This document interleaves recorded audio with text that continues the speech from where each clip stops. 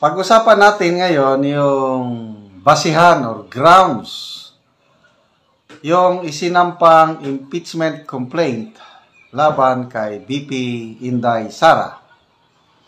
Malakas ba ang kanilang mga basihan o super hina? Okay. Ito, mayroong post ng Philippine Star. Posted 45 minutes ago. Sinamarize nila dito yung grounds for impeachment. Ito, yung makabasa. Okay, basahin ko ha. Look, the grounds for impeachment filed by civil society organizations in their complaint against Vice President Sara Duterte on Monday, this afternoon. Some of their complaints include, ito, number 1, confidential fund spending in 2022 and 2023. So, yan, isang ground. They also allege, so, itong confidential fund spending parang mahulog ito ng graph. I don't know. They also allege that Duterte betrayed public trust by failing to condemn Chinese aggression in the West Philippine Sea and leaving for Germany during Typhoon Carina onslaught. So, yan po. Tatlo ang grounds. According to this post, mayroong nilagay dito nga medyo malilit. Malilit yung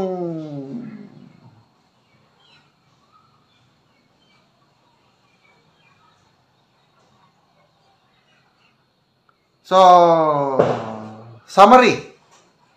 Confidential fund spending 2022 to 2023. Failure to condemn Chinese aggression in the West Philippine Sea and umalis sa bansa punta Germany noong kasagsagan ng Typhoon Carina. So, ano sa tingin nyo?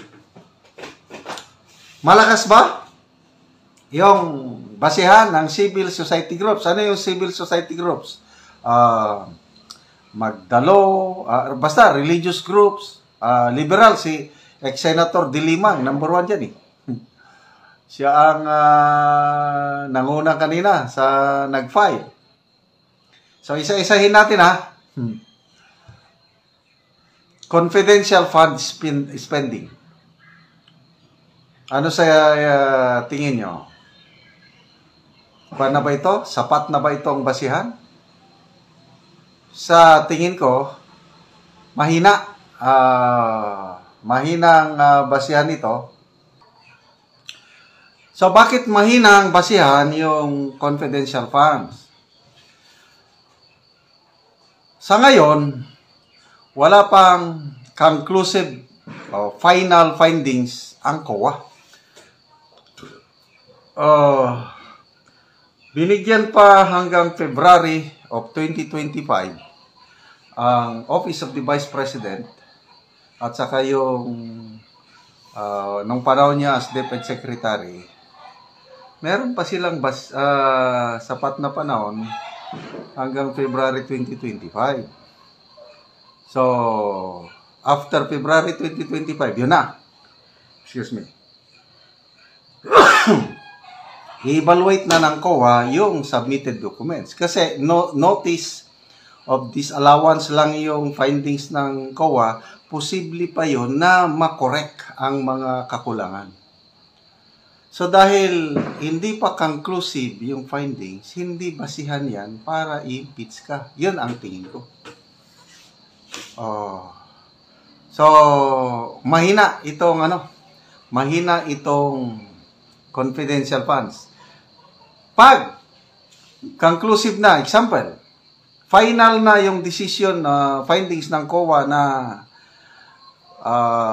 red flag itong 75 million, that's final, ibalik sa gobyerno, something like that. Ayun, pwede. Wala pa eh. Kaya, kung ako ang Senator Judge, hindi ko tatanggapin yan na grounds. Okay.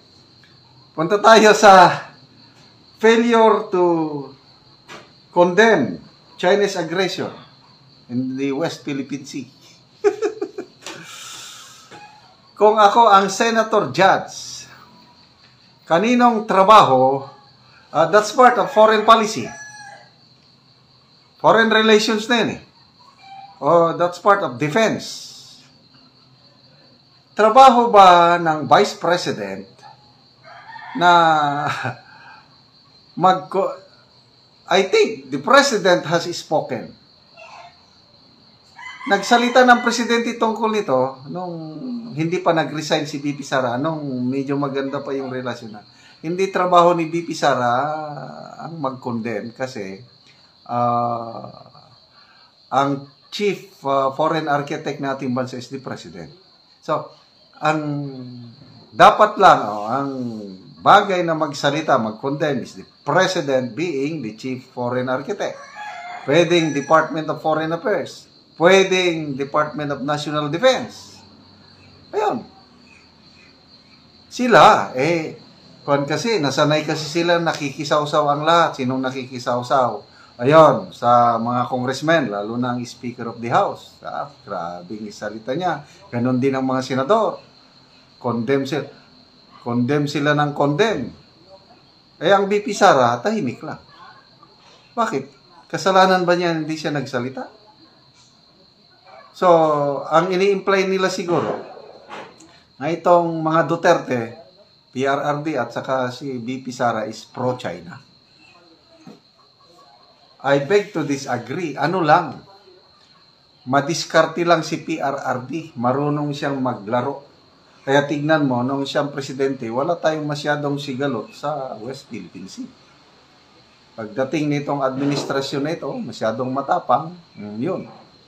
Tapang-tapangan sa China, kawawa sila pag resupply sa Ayungin Shoal, BRP Sierra Madre. Nung hindi na makaya, yun, nakipagsundo. Agreement. Anong agreement na yun? Hindi natin alam. But duda ko, baka bumalik sa status quo. Panahon pa ng Pinoy administration, sinunod lang ng Duterte, yung huwag ka lang magdala ng construction material sa BRP Sierra Madre, pwede kang mag-resupply. So, yun ang alam ko na agreement nila. Kaya, tahimik na ngayon yung resupply ng BRP Sierra Madre. So, anong i-condemn mo? Wala rin yung kanina, balita, worrisome ang presidente. Bakit? Yung presence ng Russian attack submarine nakita sa West Philippine Sea for the first time. Anong ginagawa ng attack submarine ng Russia? So, naalarma ang presidente. That's worrisome. Nakaka-alarma. Bakit? Paano? Inalaw nila yung US missile system, yung Typhoon. Alarmado rin ang China at Russia. Kaya ngayon, umaaligid sila. So, nalalagay ang ating bansa sa panganib. So, again, malakas bang basihan yung failure to condemn China? Kayo, sa akin, napakahina. Then, yung pagpunta niya sa Germany, ang alam ko, approve yung travel authority niya, approve by the president Ganyan man kasi sa gobyerno.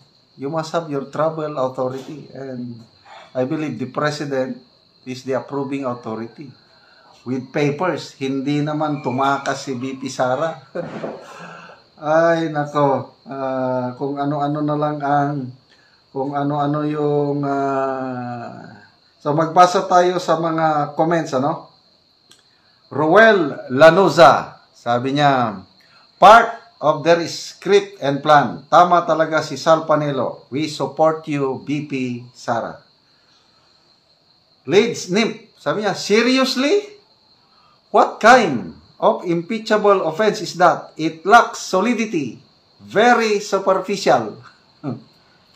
Si Ranoda Catcher ay Balor, filed by plunderer themselves. Kaloy Susalo, I am not surprised. Stick to the plan. Kaya, so we already calculated the next move. Ket Talikid, grabe, ka-weak, very weak na grounds, ha, for publicity ragyod di ay, murag tagakuwa ay. John Anderson, the Reds are after Sarah's head and filed a complaint to the House of Reds and Thieves. Noel Auxtero, usik-usik ragyod, grounds bagyod na. Oh, parang hindi nga grounds eh. Carl Boyser, sabi niya, kunyari, na-shock ako. Imagine, all these complaints have conflict of interest. Anyway, so, halos lahat nitong, yan, James Bagaw, sabi niya, got to believe in magic. Tapos, Honey Lou Pantungan, ambot ninyo, oy. So, alam no, puros mga tawang emoji.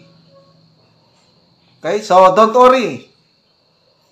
Napakahina ang kanilang grounds for impeachment. Malulusotan yan ni BP Inday Sara.